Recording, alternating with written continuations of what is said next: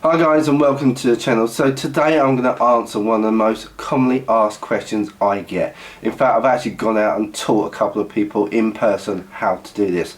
But today we're going to talk about fire management. I'm going to talk you through how I set up that initial fire, how we get a cold bed established, how we then get our pit running at the temperature that we want, and then how we maintain that temperature throughout the whole cook. Also, I'm going to talk you through a couple of things that you should be aware about, so that if the fire or the heat in the pit gets away from you, kind of what you can do to get that back under control so it doesn't go off and ruin your cook. So you can see in front of me, I've basically got the three main essential bits that I use to start a fire. So I've got these, and they're called weed whackers. They come like wall wood, and it's got a wax on it, so these burn really nicely, and they're quite minimal in terms of the amount of chemicals that these have, so these are pretty good. Then I've got some decent lump charcoal. Now this is Big K charcoal, and this is the reason why I love Big K charcoal. Good, look at that, it's just beautiful pieces of charcoal.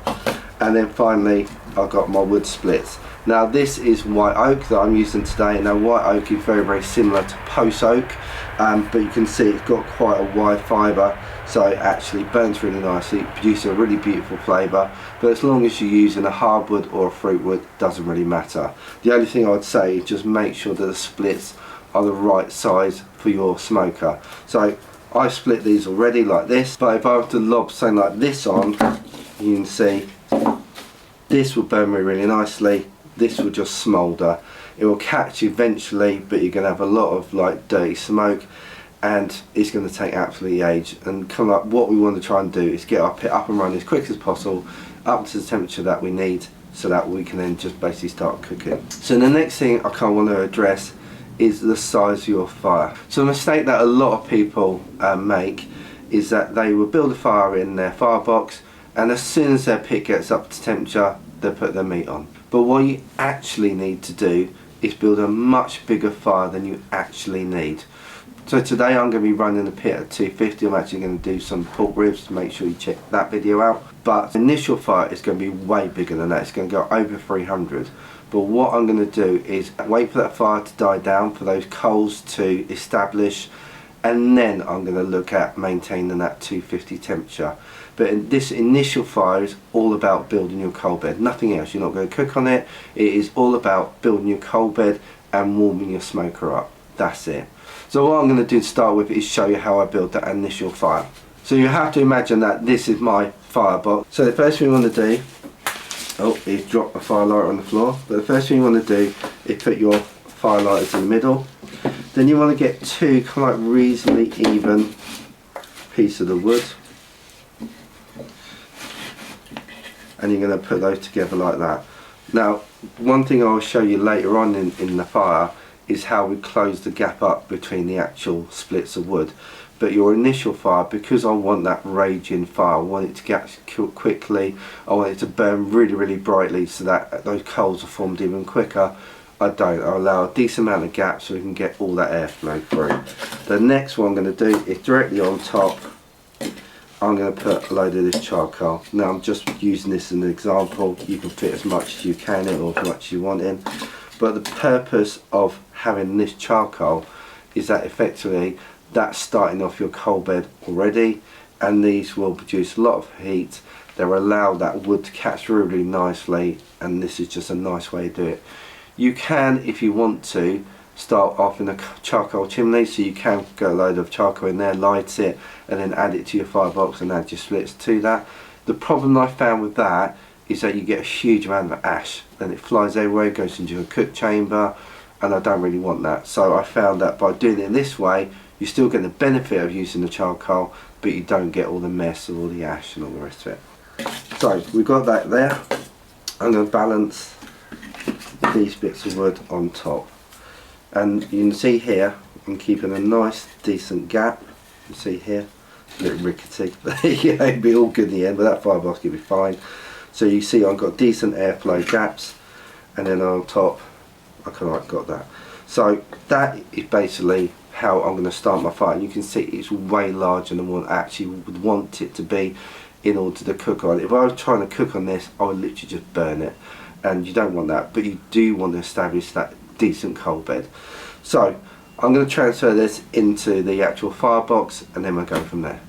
So I'm just about to start the fire, but you can see I've got this completely wide open. I want as much airflow as possible. Right, so you can see I've done exactly as I showed you on the table. So my fire lighters are actually, there's 2 under there and there's 2 actually mixed within the charcoal itself.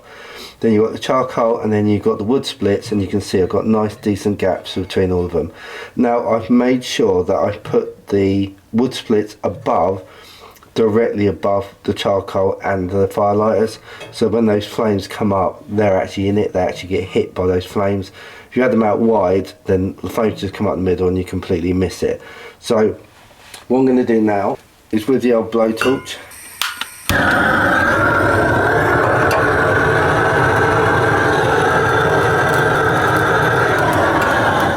and that's it. So that fire is underway now. So I'm just going to leave this door completely open, so the firebox door is completely open to allow as much airflow in there as possible. So we'll let that burn for about 20 minutes and then we'll come back and I'll show you what you're looking for. So you can see initially when you start the fire you can have a really quite thick white smoke. Now you can actually put your food in this if you really wanted to. I have done before when I'm doing quite a short cook and I want a lot of smoke on it.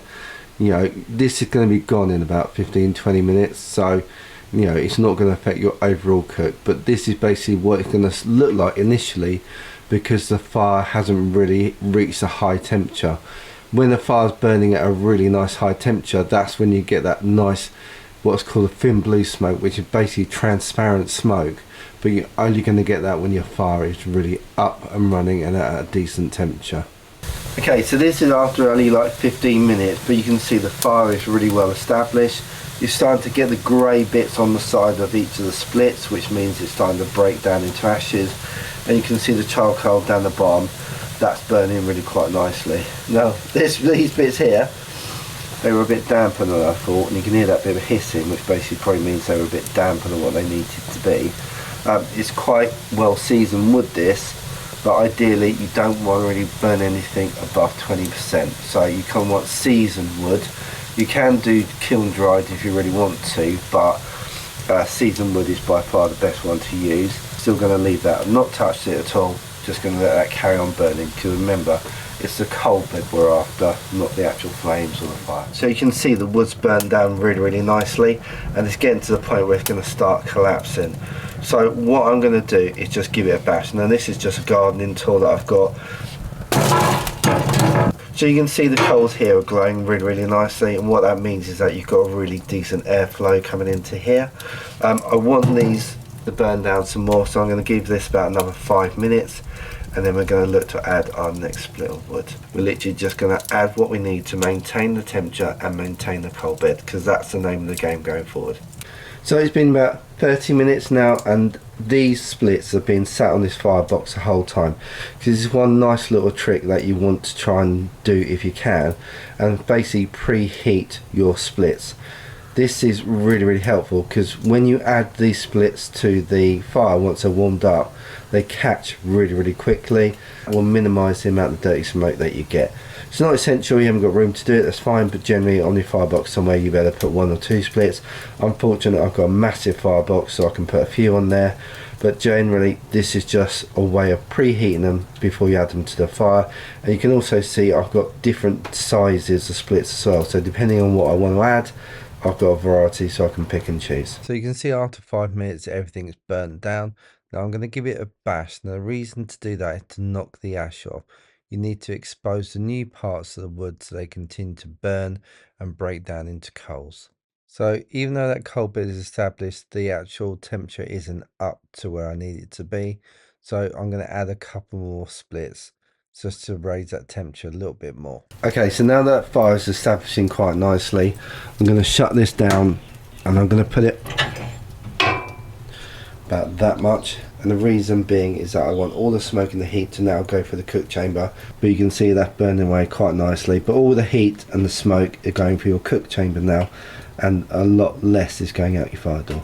even though it's quite smoky at the moment. Trust me, it is mainly going out through the cook chamber. And because they're burning really nicely, it's time to add our next 2 splits. So you can see they're cooked really nicely now. Warming them up is such a good thing to do.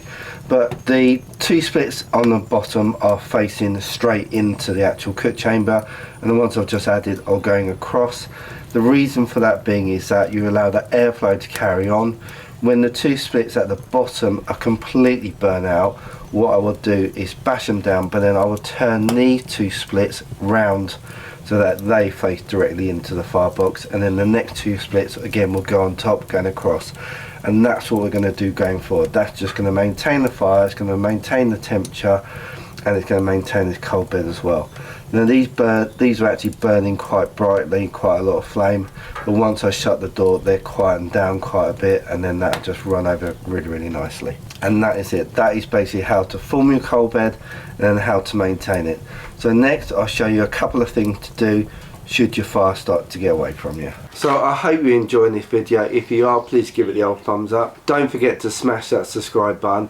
It's free, doesn't cost you anything, and just helps out the channel massively as well. Also, please leave any thoughts, any comments down below. I find feedback incredibly helpful and I really appreciate it. So the next thing I want to show you is what to do if your fire starts getting a bit out of control. So there's 2 really simple but quite effective ways of doing that.